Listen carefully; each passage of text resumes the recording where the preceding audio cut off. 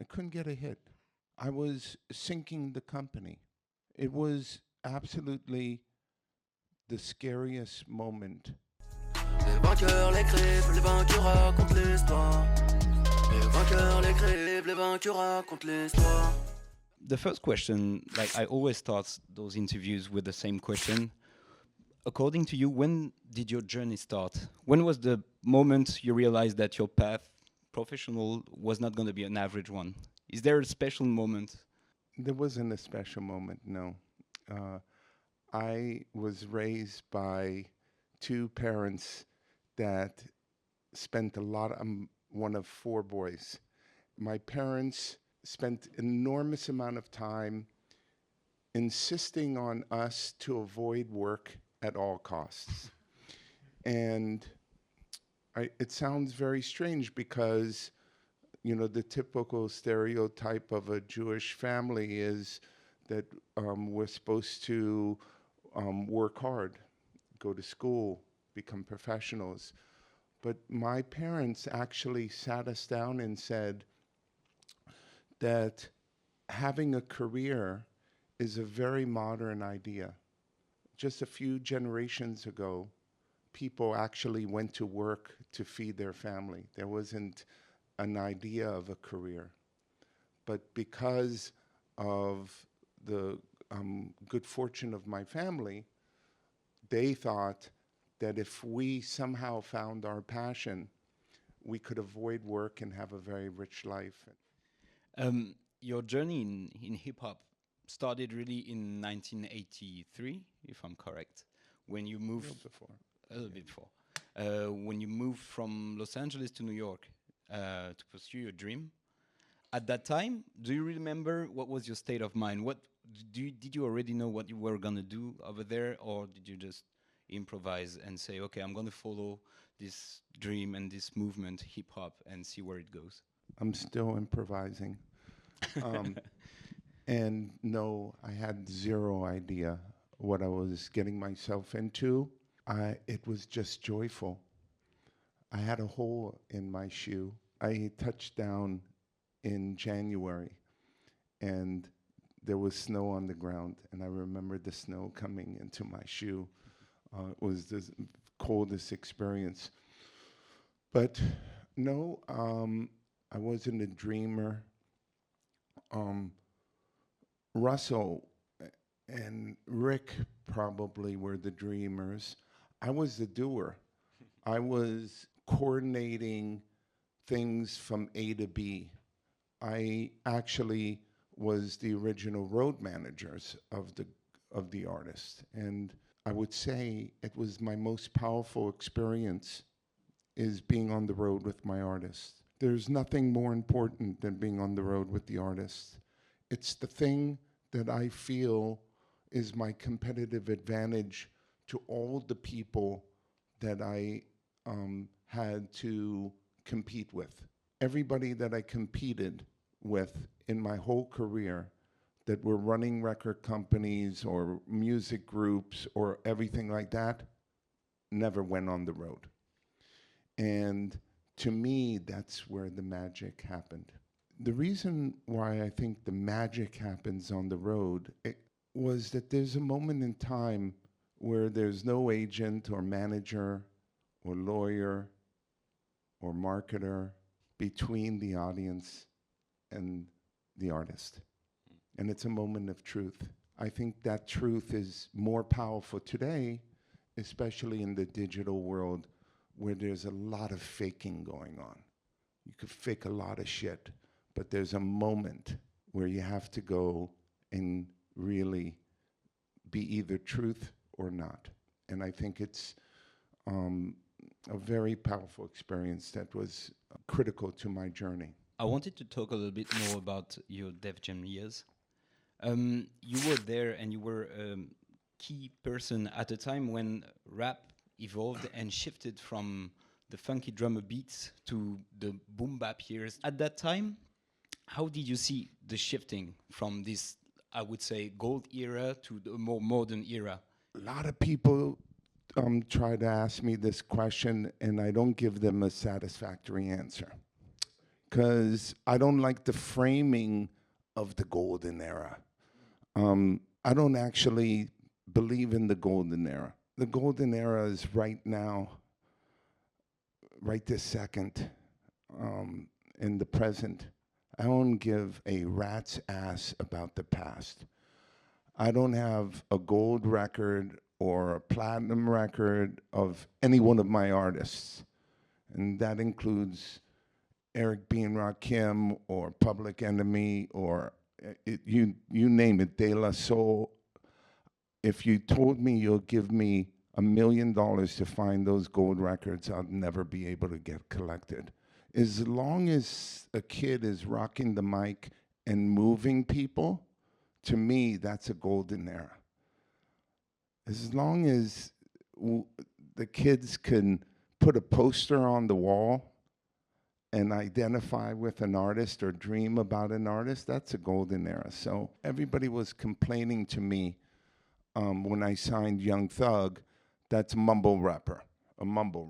I don't even understand. I just met with a guy today called Hamza. You met Hamza today? Yeah, I met Hamza. He played me some of his music. Nice. And I said, you must love Young Thug because he kind of has that flow. And he goes, yeah, I do. I like Young Thug. And I just said to myself, my God, I'm sitting here in Paris listening to a dude from Belgium that's an immigrant, you know, just rapping. I mean, that's the golden era right there. I mean, in my mind, it's just wonderful. I never thought that rap music was going to last this long. When I came home after a break, and my dad wanted to know, so what are you doing? What kind of music are you doing in New York? And I played him the music. You know, I told you my dad loved music. He said, that's not music, that sucks, and took it off. And isn't that what kids wanted to hear, the validation of their parents saying that that music sucked? But now, rap is multi-generational. So a parent is listening to the same rap music as their kids. I never thought that could be a thing. I'm sure my son didn't like me beating him to the DMX record. You know, that's not sexy. Talking to dad at the dinner table about get at me, dog. That doesn't feel right. So, surprise. Here we are. Here we are. I'm skipping steps now. I wanted to take you back to 2006, when you were the first to make a deal with YouTube at that time where you were working.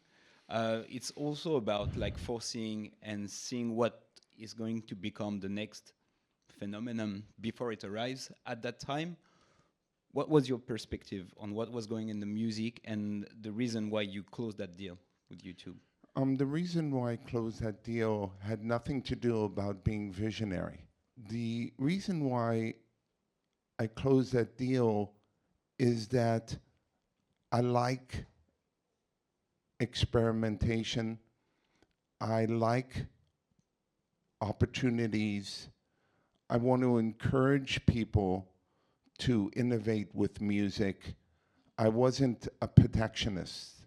Like, I wasn't trying to protect a good thing, because I always had the confidence that content was going to survive innovation. My math was that content was always going to trump everything. You said in an interview that you were thriving on adversity.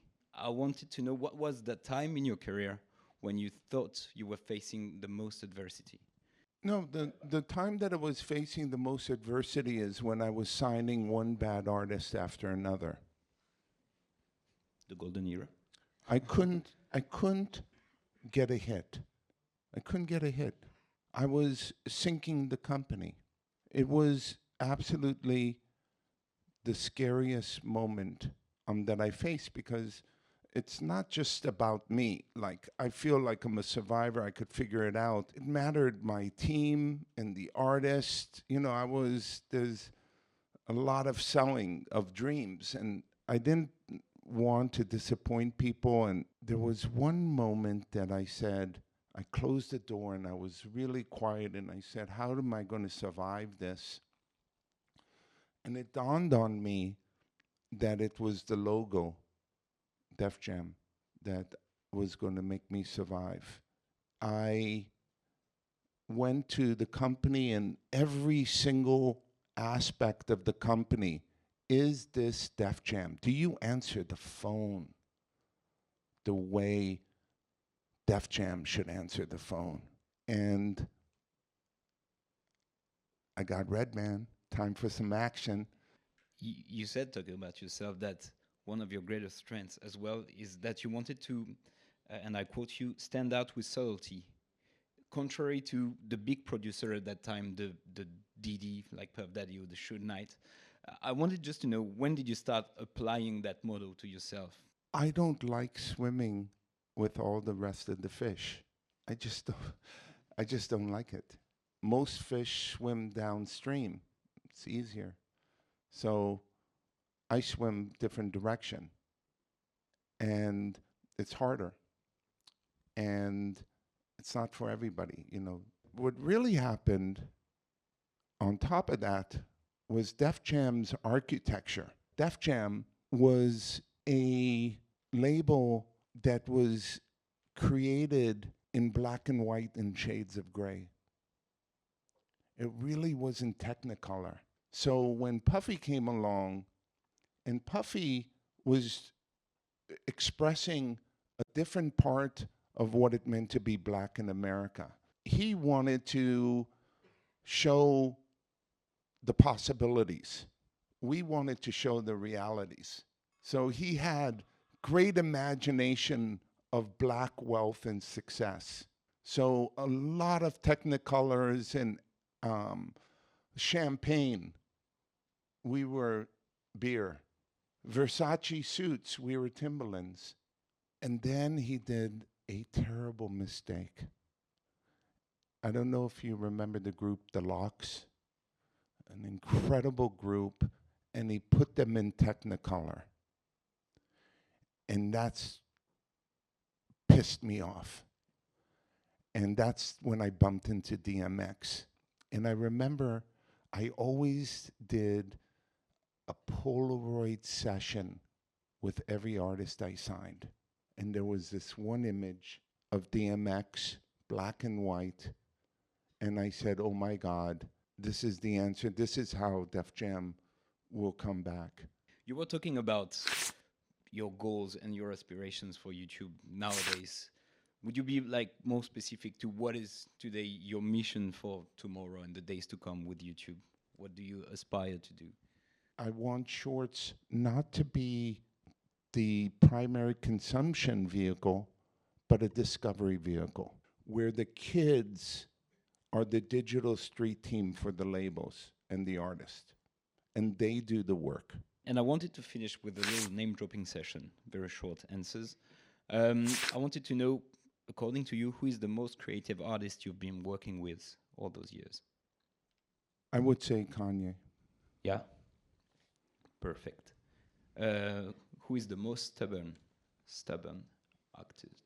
You may say Kanye as well. Do not influence. I would say Kanye. Okay. Works as well. The most efficient artist in the studio? Chuck D. Yeah? Perfect. Nation of Million took 7.5 days. Nice. Okay. I'm not sure about the adjective that I'm using right now. The most lyrical artist that you've been witnessing and working with? The greatest writer? One of the most. Let's just say one of the most. I say Rakim. It's the most is a weird notion because there are different painters, you know. The most touching artist that you've been working with, provoked the most emotion in you? Just because of a certain moment that I went through, Jason Mraz, Love, Love, Love was a record that touched me. and to finish the most annoying one, but in a gentle way? You know, I don't think that, I have a high tolerance for a lot of stuff. So it's not annoying, you know. Drug addiction to me was annoying because a lot of artists don't really believe that they're worthy of making a living making music. It's just so weird that they're so insecure that they create little explosions around them. A lot of the explosions is drug addiction, unfortunately, and that's annoying. And I think that's like a big part of our job as managers, road managers, label heads, to explain to them that, like, you know, this world needs more artists and songwriters than, you know, lawyers and politicians. And so what you're doing is worthy, and you should keep on doing it. Thank you very much. Thank you for your time. Thank you. Thank you Les very much. vainqueurs l'écrivent, les vainqueurs racontent l'histoire. Les vainqueurs l'écrivent, les vainqueurs racontent l'histoire.